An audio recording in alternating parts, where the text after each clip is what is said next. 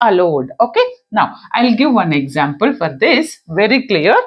చూడండి, మీకు బాగా అర్థం కావాలంటే మీకు ఈ ఎగ్జాంపుల్ వచ్చి ఉండాలి, ఇవి తెలిసి ఉండాలి.